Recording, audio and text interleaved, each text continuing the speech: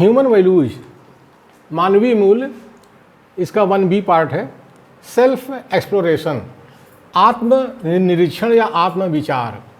Process of self exploration, आत्मनिरीक्षण की प्रक्रिया, process माने प्रक्रिया। Process of self exploration is the evaluation of A proposal, evaluation of A proposal. आत्म विचार की प्रक्रिया या आत्मनिरीक्षण की प्रक्रिया एक प्रस्ताव के मूल्यांकन से है।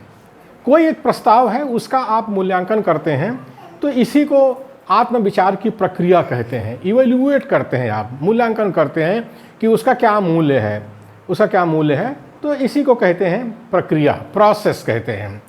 We must not accept any proposal just because others are accepting it on the basis of scriptures etcetera etcetera.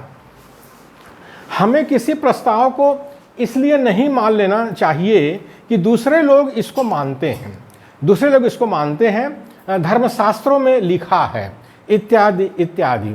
आज से 2500 साल पहले तथागत बुद्ध ने ये सिद्धांत दिया था कि हमें किसी प्रस्ताव को इसलिए नहीं मान लेना चाहिए कि दूसरे लोग इसको मानते हैं या ये धर्मशास्त्रों में लिखा है, वेद में, पुराण में, महाभारत में, गीता में लिखा है, इसलिए हमको नहीं मान लेना चाहिए, बल्कि उसका हमें मूल्यांकन करना चाहिए कि ये कितना सही है, कितना गलत है। क्योंकि ये जो धर्मशास्त्र वगैरह हैं, ये सब कवियों की कल्पना है, तो कवियों की छूट है। वो आदमी के शरीर पर बंदर का मुंह लगा देते हैं, आदमी के शरीर पर हाथी का सिर लगा देते हैं, कहते हैं ये भगवान है। तो इसीलिए कहा गया है कि धर्मशास्त्रों में क्या लिखा है, इसको ऐसे आंख बंद करके नहीं मान लेना चाहिए, उस पर तर्क करना चाहिए। और इसी बात को जो है अल्बर्ट और बेकन ने जो है यूरोप के अंदर प्रचार किया, 13वीं सदी में प्रचार किया। तब जाकर के यूरोप के अंदर सामाजिक, सांस्कृतिक, धार्मिक, राजनीतिक क्रांति हुई, इंडस्ट्रियल रिवोल्यूशन हुआ। इसी आधार पर हुआ है कि उन्होंने तर्क करना शुरू किया और तर्क के आधार पर जो सही लगता था उसको मानते थे, जो तर्क पर सही नहीं उतरता था उसको नहीं मानते थे। तो ये तथागत बुद्ध ने हमको 2500 साल पहले इस भारत देश के अंदर दिया और उसी पर चल करके यूरोप के लोगों ने शिक्षा का आविष्कार किया।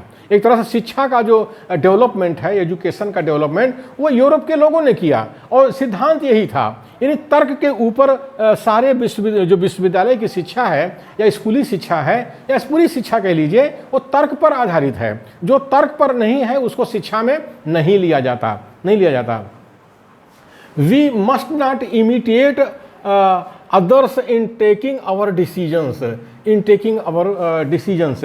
निर्णय लेने के लिए हमें दूसरों की नकल नहीं करनी चाहिए। अगर हम दूसरों की नकल करते हैं तो हमारा कोई ह्यूमन वैल्यू नहीं है, यानी हम मूल्यवान लोग नहीं हैं। मूल्यवान वो है जिसकी हम नकल कर रहे हैं, उसकी कीमत है, हमारी कोई कीमत नहीं है। तो इसीलिए शिक्षा दी जाती है लोगों को कि लोग अपने से कोई निर्णय ले सके। जब लोग अपने से निर्णय लेना शुरू करते हैं तो उनका कोई मूल्य होता है। जैसे हम अपने से विचार करके वोट देते हैं, मत देते हैं, तो हमारा मूल्य है। लेकिन अगर किसी दूसरे के कहने से अगर हम मत दे रहे हैं तो फिर हमारा क्या मूल्य है, हमारे मत का क्या मूल्य है? कोई मूल्य नहीं है। It is you only who has to decide whether the proposal is good or bad by means of verification at the level of natural acceptance and experimental validation.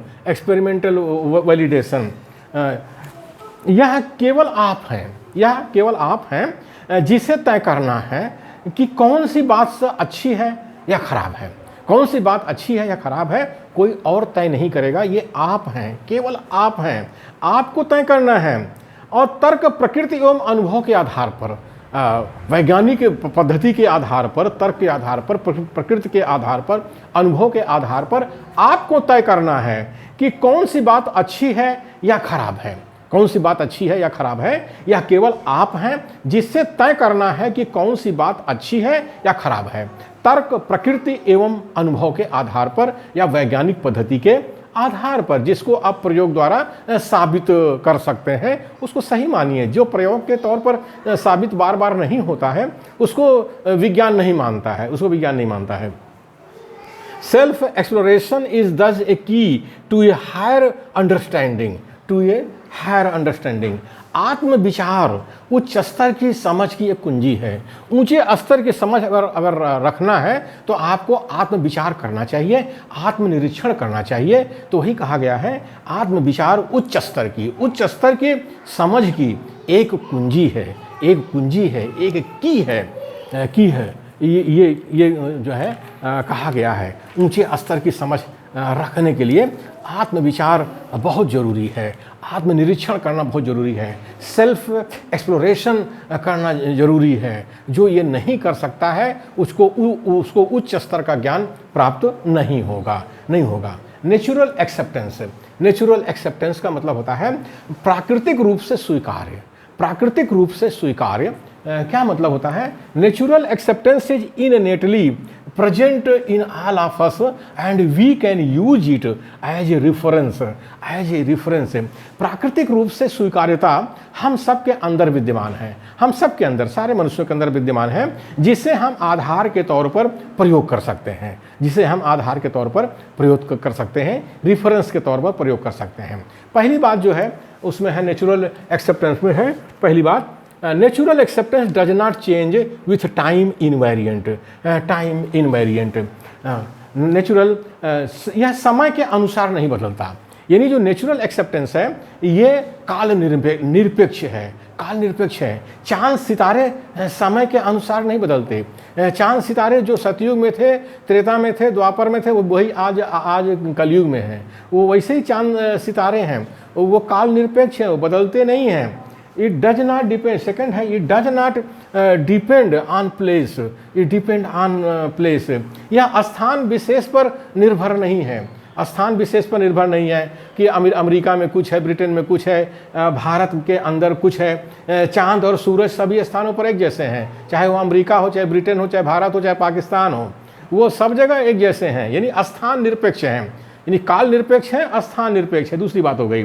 तीसरी बात, it does not depend on our beliefs or past conditioning. इसका मतलब है यह प्रथा परंपराओं पर निर्भर नहीं है। अब जैसे पत्थर भगवान नहीं हो जाता। अब प्रथा परंपरा में आप भले ही पत्थर को कहोगे भगवान है, ये देव है, वो देव है, छोटा देव, बड़ा देव, जल देव, हवा देव, भूकंप देव, आप कहते रहिए, एक पत्थर को गोल पत्थर लेके बैठ जाइए। लेकिन ये जो है दुनिया में पत्थर ही माना जाएगा। पत्थर तो पत्थर है। तो आपकी प्रथा परंपरा में भले ही भगवान आप कह दीजिए, लेकिन पत्थर भगवान नहीं बन जाता है, पत्थर ही रहता है। ठीक है, प्रथा परंपराओं में लोग कहते नहीं, मानो तो भगवान, नहीं तो पत्थर तो वही है। पत्थर तो वही है। फोर्थ है, इट इज कंस्टेंटली देयर। यह स्थिर है। चाहे सूरज को उगना और डूबना है, सूरज को उगना और डूबना है, यह वो होता रहता है। ये बदलता नहीं है। एक समय है वो उगेगा, एक समय है वो डूबेगा। तो इट इज कंस्टेंटली देयर। प्रकृति का नियम है, तो ये कहते हैं प्रकृति का नियम स्थिर होता है। ये बात ध्यान में रखना चाहिए। फिफ्थ है, natural acceptance is same for all.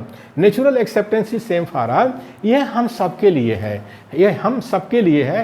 यानी जो प्रकृति है ये हम सबके लिए है। वर्ण, जाति, भाषा, क्षेत्र का असर चांद सूरज पर नहीं पड़ता। चांद सूरज पर नहीं पड़ता कि जो कोई वर्ण का है तो उसके लिए चांद सूरज दूसरा है, किसी जाति का है उसका चांद सूरज दूसरा है, भाषा है तो कोई भाषा बोलता है तो उसका चांद सूरज दूसरा है, क्षेत्र है उसका चांद सूरज, ऐसा नहीं है। वर्ण, जाति, भाषा, क्षेत्र का असर चांद सूरज पर नहीं पड़ता है, प्रकृति पर नहीं पड़ता है। ये तो हम लोगों ने दुनिया में, इसी दुनिया में आकर के इंसान ने जो है वर्ण, जाति, भाषा, क्षेत्र बनाया है। तो इस तरह से तथागत बुद्ध ने जो कहा कि जो तर्क पर सही लगे उसी को मानिए, जो तर्क पर खरा नहीं उतरता है उसको आप मत मानिए। यह मत सोचिए कि ये वेद में लिखा है, पुराण में लिया है, या धर्मशास्त्र में लिखा है, रामायण महाभारत गीता में लिखा है, या बड़े महापुरुष कह रहे हैं, बाबा लोग कह रहे हैं, देव देवी कह रहे हैं, तो उसी बात को मान लीजिए। ऐसा ना करिए। अपनी बुद्धि का प्रयोग करिए।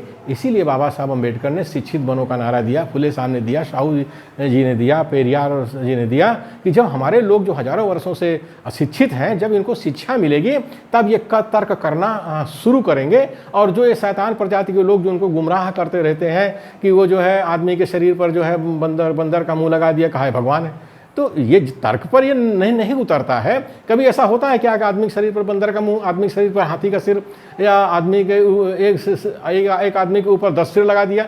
ये कोई बात हुई क्या? ये कोई जो ये तर्क पर अगर नहीं उतरता है तो इसको नहीं मानना चाहिए। तथागत बुद्ध ने यही सिखलाया है और आज से 2500 साल पहले सिखाया है। और यूरोप में अल्बर्ट बेकन ने जब लोगों को सिखाया है, तब यूरोप के अंदर जो है सामाजिक, सांस्कृतिक, धार्मिक और राजनीतिक क्रांति हुई है और सारी दुनिया में यूरोप के लोग जाने जाते हैं। तो भारत के मूल निवासियों को तथागत बुद्ध से प्रेरणा लेनी चाहिए, तथागत बुद्ध से प्रेरणा लेनी चाहिए।